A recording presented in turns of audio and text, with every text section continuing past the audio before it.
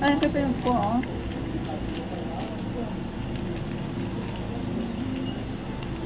Same parot, same di dati ba? 120, ma'am. 15 watt coil. Tapos ito may 6389, ma'am. 6389. Okay, cute. Thank you, ma'am. Problem lata, ma'am. Well, lalo na. Parang ano. Yo! Kumusta? Kumusta na kayo? What's up sa mga kaponchak, kamarites ko dyan ka guys ko? Kumusta? Happy New Year! Ako ulit ito, Beta Glassy. At kung bago ka pa lang dito sa aking channel na to at hindi ka ba nakasubscribe, mag-subscribe ka na po. Libre lang yan at pakalimbang yung bell na yan. So, para lagi kang manonotify kung may mga isi-share ako sa inyo gaya ng aking isi-share ngayon or yung aking mga minamarites sa inyo tungkol sa mga artista. Ayan. So, ako ulit ito. Sensya na ang tagal na bago ako nakagawa ng sarili kong video. So, this Sanla update ngayon, January 10, 2025. Yes, very ngayon lang ito na update ko sa inyo. Okay? Kaya keep on watching till the end. Yo, welcome back! Naiinis ako mga kaponshop ko kasi kung kailan nag-start ako mag-vlog or nataon na naisipan ko i-vlog itong aking ginawang Sanla update is may nag-chinso na kapitbahay at may nagpatugtog, may nag-video. Okay, aba? Okay. Okay, ano? Oh, pero gusto ko nang umpisan ito at tapusin kasi naumpisan ko na. O, diba? Ano yun? Gusto ko nang umpisan ito kasi ang gulo ko, ano, medyo nanibago ulit tayo. So, kumusta na kayo? Ano ba yan? Taba-taba, sobrang taba ko na, ano? Sobrang taba ko, OMG, kailangan mag-diet. Nasobrahan ng kain nung December.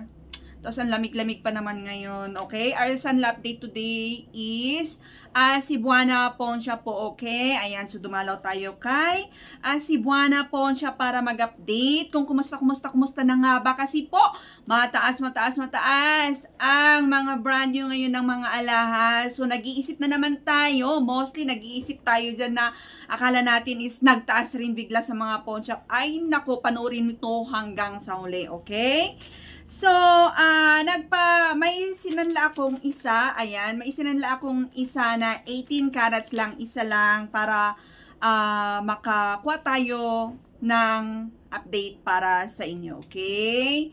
Ayan, so, eto na siya mga ka-pawn shop ko dyan. 18 carats, which is ito, ayan, so, may isang 18 carats pala dito, tapos pina-check ko rin itong aking suot-suot na sing-sing na ito. Laging, ito kasi ang aking fave. Lagi kong suot ito, and this one is 18 carats, and this one naman is 22 carats ito. Ayun, ayun, ganda ng kulay nito, may white gold siya dyan, and then yung sa loob niya is yellow gold na 22 carats ito. 22 carats, pero alam nyo ba, pag ina-appraise nila ito sa Cebuana is lumalabas na 21 carats. Okay?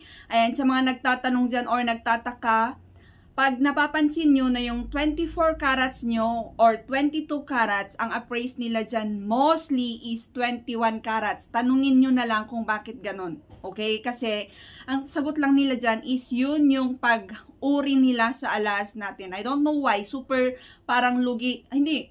Talagang luging-lugi tayo. Hindi yung parang kasi binili natin na 22 carats or 24 carats yan. Pero pagdating sa pawn shop, ang appraise lang dyan is 21 carats. Yung 24 carats mo na yan is ang appraise nila is 24 carats. Meron naman yung bihira lang na pag 22 carats is 22 carats naman talaga yung binibigay na appraise dyan.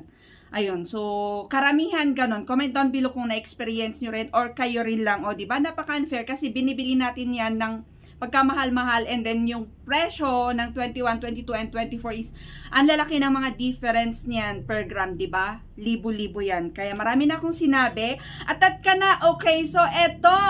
So, ibigay ko na lang diretso ang per gram ng 21 carats, 22 sana yung ibibigay ko, pero in-appraise na nila ito ng 21. So, diretso na ibibigay ko na ang appraise nila dito sa aking sing-sing na 22 carats, naging 21 carats is lumalabas lang na 3,917. 3,917 ang per gram ng 21 carats ngayon kay Cebuana Pawn Shop. And then, nag-check ako, chinek ko yung last time na na-share ko sa inyo na sunlap date natin ng 21 carats is 3,876 yung last na naibigay ko sa inyo. So, tumaas siya ng 41 pesos only. Kasi, quite new ito eh. Ayun, so, I think yun. Konti lang yung difference. Ayun. So, may mga ganun kasi. Minsan, pag maganda, ayun, tinataasan nila konti yung appraisal fee na binibigay sa'yo. Pag maraming scratch yan, binibigay nila is regular appraise, ganon. So, depende talaga yan sa mga appraiser, ha, mga ka-pawn shop. So, tinanong ko bakit parang hindi pa siya tumaas. Tinanong ko si staff ni Cebuana is hindi pa talaga sila nag-update. Baka sakaling by March daw, ayun. So, February or March, ganon. Hintayin natin kung magpapalit, magtataas sila. Sana naman magtataas, ano hindi yung bababa. Yes, for sure magtataas, kaya abangan na lang po natin. So, same pa rin. Isa lang ano nito, same pa rin. Last year, okay? Kaya comment down below kung sa location mo ba ng Cebuana or yung sinanla mo is mataas na sa 3,917 yung 21 carats mo na yan. Pa-share naman ha, para sa mga kasamahan natin na San Ladora at San Ladoro. Sarot ha? Paano yan? Okay. Next na. So, 2 carats lang ang aking mamarites sa inyo. Okay, 18 carats. Ibigay ko na diretso na ha. Kasi tinutal ko na, alam nyo na yan, okay? Magkaano na nga ba ang sanla ngayon ng 18 carats kay Cebuana Pawn Shop? Ayan, so eto, ang kuha nila dito is, lumalabas lang na 3,327 pesos ang lumabas na per gram sa aking calculation. Ayun, so 3,327 pesos, 18 carats per gram. Ngayon, ang per gram ng brand nyo is 4,200 for 1, mga ganun. May 4,500 pa end up ang brand nyo. O, diba? Napakalayo yung difference. Ganun po talaga, okay? Kaya, yung mga nag-start mag-invest ngayon, ay, parang lugi, parang mahabang panahon pa yung pag-i-investan nyo ng mga last na yan. Bago, pag-i-ano natin, ang pagbabasehan natin is sa pawn shop. Malayong-malayo pa kasi unlike before. Okay? Ayun. So, and wait, yung last pala na aking na-share sa inyo, parang nire-recap ko rin yung last na aking na-share sa inyo na 18 carats is, mali pala, nagkapalit pala yung sinabi ko, pero konti lang naman yung difference. 3,362 pala, okay, erase yung sinabi ko kanina, pero konti lang yung difference. Yung ngayon pala is 3,362. Yung sinabi ko kanina na 3,000, dito kasi sa listahan ko, 3,327 is yung last pala na aking na-share sa inyo, which is, ang difference lang naman is 34 pesos, 34.50. 34 pesos and 50 cents yung itinaas niya ngayon. Okay, konti lang. Ayun. So, parang same lang din. Parang di mo mararamdaman pag ganun lang yung pagtaas. Ano, sana naman yung 200 or 500. Mga ganun, di ba?